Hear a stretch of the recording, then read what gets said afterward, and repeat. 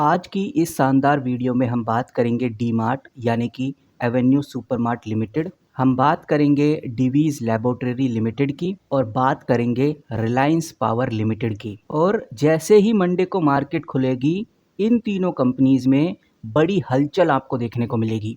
तो आज इस वीडियो में यही जानेंगे कि बेसिकली ये हलचल कब तक रहने वाली है, कितना हम फ़ायदा उठा सकते हैं इस हलचल का, वो आज इस वीडियो में समझेंगे। खबर को हम बारीकी से समझेंगे ताकि हमको चीज़ें बिल्कुल क्लियर हो सकें और एक सही डिसीजन पे हम आ सकें। ये तीन कंपनीज़ इसलिए ली जा रही हैं क्योंकि अभी के टाइम पे ये तीनों कंपनीज़ एक्टिव कंपनीज़ रहने वाली हैं। सबसे पहले हम बात करेंगे एक महत्वपूर्ण खबर की। ये खबर है फार्मा स्टॉक्स के लिए, जिसमें डीवीज लैबोरेटरी लिमिटेड भी आती है। यूएस के बायोसिक्योर एक्ट रिवाइवल की वजह से जितने भी भारत के फार्मा स्टॉक्स हैं उनमें बूस्ट देखने को मिला और सबसे ज़्यादा जो बूस्ट है डीवीज लैबोरेटरीज़ के अंदर देखने को मिला। मल्टीपल आर्टिकल्स, मल्टीपल बातें आपको जगह जगह देखने को मिल जाएंगी। मैं एक आर्टिकल आपके सामने खोल के रख देता हूँ ताकि चीज़ें समझने में आसानी रहे।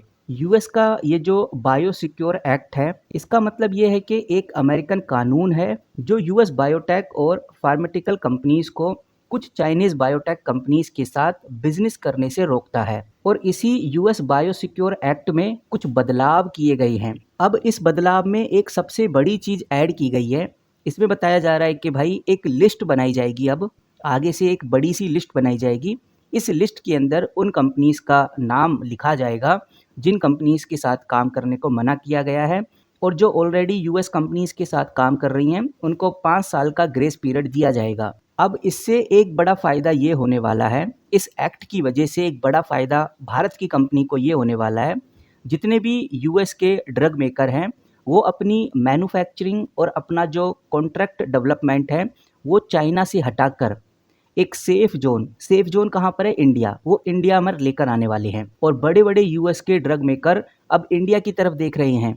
तो ओवरऑल अगर सिंपल बातों में हम समझें तो एक बात समझ में आ रही है, ये जो एक्ट बनाया गया है यूएस की तरफ से, ये चाइनीज़ फार्मा सप्लायर्स के लिए बहुत ही प्रॉब्लम क्रिएट करेगा, उनके लिए रेस्ट्रिक्शंस लगाएगा, जिससे जितनी भी यूएस कंपनीज़ हैं वो इंडियन फार्मा की तरफ ही देखेंगी और बहुत सारे मौके इंडियन कंपनीज़ को मिलेंगे, इंडियन फार्मा कंपनीज़ को मिलेंगे यूएस की कंपनीज़ के साथ काम करने के। और यही एक बड़ा रीज़न निकल के सामने आया है कि अब एफआईआई यानी फॉरेन इंस्टीट्यूशनल इन्वेस्टर भी इंडिया की फार्मा कंपनीज़ में इन्वेस्ट करने को तैयार हो गए हैं। और हम कह सकते हैं कि आज के टाइम पे चाहे आप निफ्टी 50 उठाकर देखें, सेंसेक्स को उठाकर देखें, ये जो तेज़ी आई थी शुक्रवार को, इसके पीछे की सबसे बड़ी जो वजह थी वो यही थी कि अब फार्मा कंपनीज़ का बोलबाला रहने वाला है इंडियन स्टॉक मार्केट में। उसके बाद ये जो इजराइल और हमास के बीच में जो सीज़ फायर होता हुआ नज़र आ रहा है, अमेरिका ने दोनों तरफ की एक शांति जो क्रिएट की है, जो बनाई है, इससे भी मार्केट थोड़ा संभलता हुआ नज़र आएगा। और अगर ग्लोबल मार्केट स्टेबल होगा, उसके अंदर जो अनसर्टेनिटी है वो कम हो जाएगी, तो कहीं ना कहीं इंडियन स्टॉक मार्केट में भी उसका पॉजिटिव इम्पैक्ट पड़ेगा। और इससे इन्वेस्टर्स को भी ये लगता है कि भाई जियोपॉलिटिकल टेंशन कम हो रही है। ये भारत के इन्वेस्टर्स की बात नहीं हो रही, भारत के इन्वेस्टर्स को तो लगता ही है कि जियोपॉलिटिकल टेंशन कम होगी इससे, लेकिन जो ग्लोबली इन्वेस्टर्स हैं, जो एफआईआईज हैं, वो जब ये देखते हैं कि हाँ सीज़ फायर हो रहे हैं, जो वॉर कॉन्फ्लिक्ट है वो कम होता जा रहा है, तो इससे उनकी इन्वेस्ट करने की कैपेसिटी बढ़ने लगेगी। अगर एफआईआई फिर से इंडिया में आते हैं तो इंडियन स्टॉक मार्केट फिर से बढ़ेगा। और ये तो अभी हमने देखा है कि अब फार्मा सेक्टर का बोलबाला है, कुछ दिनों तक फार्मा सेक्टर तेज़ी में रहेंगे।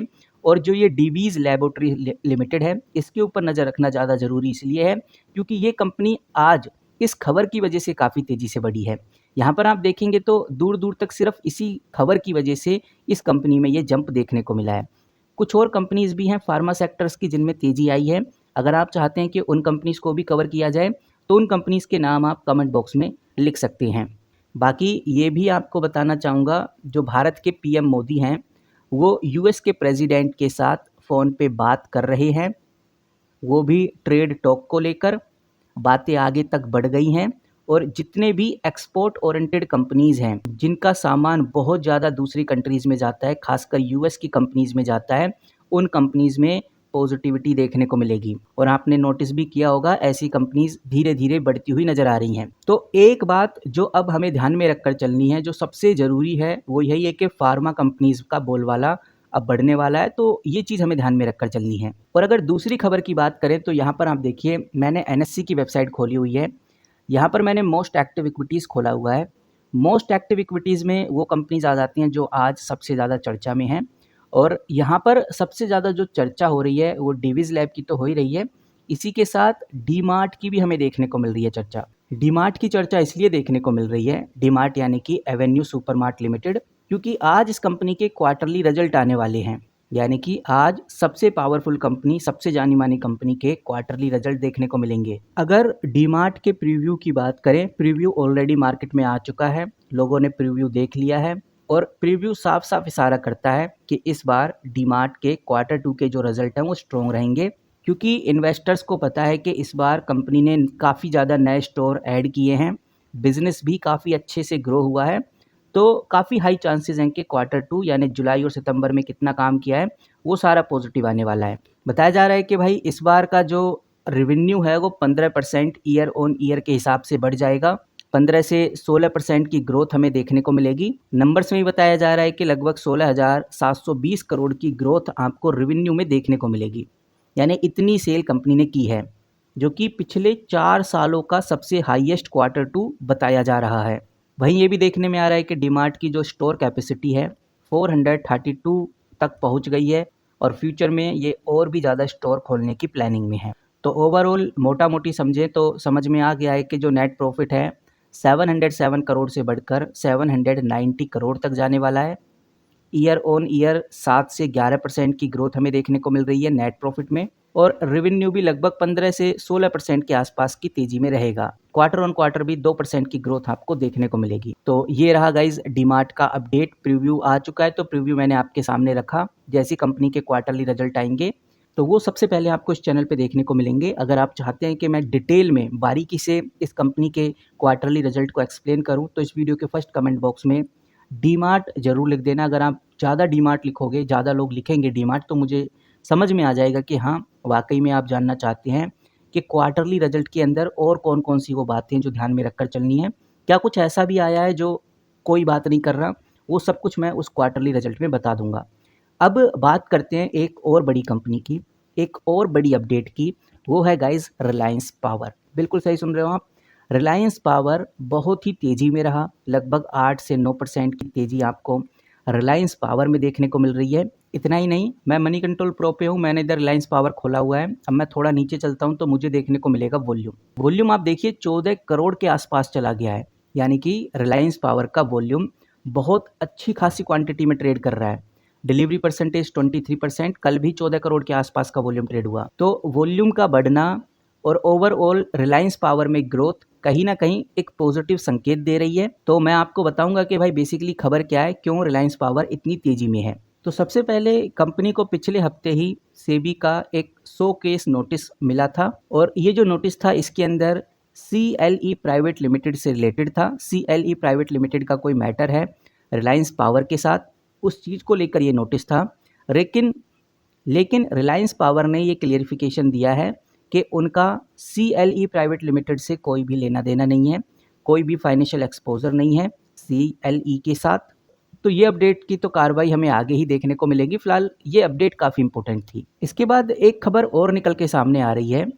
ये खबर इलेक्ट्रिसिटी एक्ट 2023 को लेकर है, और ये जो इलेक्ट्रिसिटी एक्ट 2023 है, इसके तहत हम कह सकते हैं ये एक, पहली बात तो पुराना लो है, अभी का लो नहीं है।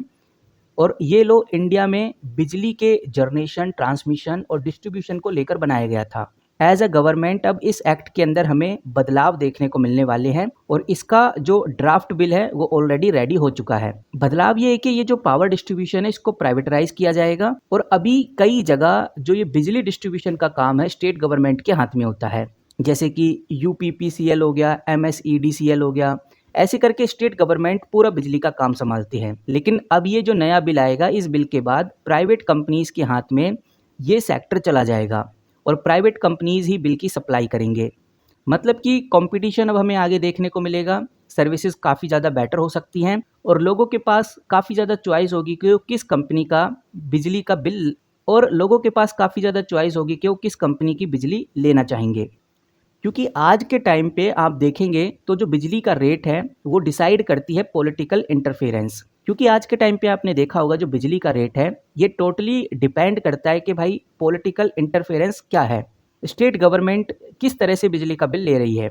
लेकिन जो ये नया बिल प्रोसेस होगा ये काफ़ी क्लियर होगा, काफ़ी ट्रांसपेरेंट होगा, ताकि रेट फेयर रहें, टाइमली बदले ना जा सकें। क्योंकि जब चीज़ें स्टेट गवर्नमेंट के हाथ में होती हैं तो जो इलेक्ट्रिसिटी जनरेशन जो कंपनीज़ हैं उनको बहुत ज़्यादा लॉस होता है। इसीलिए अब सीधा इलेक्ट्रिसिटी जनरेट करने वाली कंपनीज़ के हाथ में ही पावर आने वाली है। तो ये गाइज़ एक बहुत बड़ी अपडेट है, इसको हल्के में तो बिल्कुल नहीं लेना चाहिए। और जितनी भी पावर जनरेट करने वाली कंपनी है, चाहे वो रिलायंस पावर हो, चाहे वो कोई और कंपनी हो, उनमें ग्रोथ आने ही वाली है। क्योंकि अब कंट्रोल इन्हीं कंपनीज़ के हाथ में आ जाएगा। स्टेट गवर्नमेंट का जो कंट्रोल हुआ करता था उसको हटाकर इन्हीं कंपनीज़ के हाथ में ये कंट्रोल आने वाला है। इसीलिए ये खबर बहुत इम्पोर्टेंट हो जाती है। पावर सेक्टर से बिलॉन्ग करने वाली कंपनीज़ अब आगे आपको तेज़ी में देखने को मिल सकती हैं। तो गाइज़ ये कुछ 3-4 खबरें थी जो मुझे लगा आपके साथ शेयर करनी चाहिए। अब आप किस तरह से देखते हैं इन खबरों को कमेंट करके ज़रूर बताइए। आपकी क्या राय है वो भी हम जानना चाहेंगे। और हमारे इस चैनल के ऊपर आपको इसी तरह की अपडेट्स देखने को मिलती हैं। हम रेगुलर बेसिस पे आपको बताते हैं कि मार्केट में आज क्या चल रहा है, आज वो कौन-सी खबरें निकल के आ रही हैं जिनका फ़र्क कंपनी के स्टॉक मार्केट पे पड़ेगा, कंपनी के स्टॉक प्राइस पे पड़ेगा, वो सब हम आपके सामने प्रस्तुत करते हैं। इस वीडियो में इतना ही, मिलते हैं किसी नए वीडियो के साथ, तब तक के लिए take care and good bye.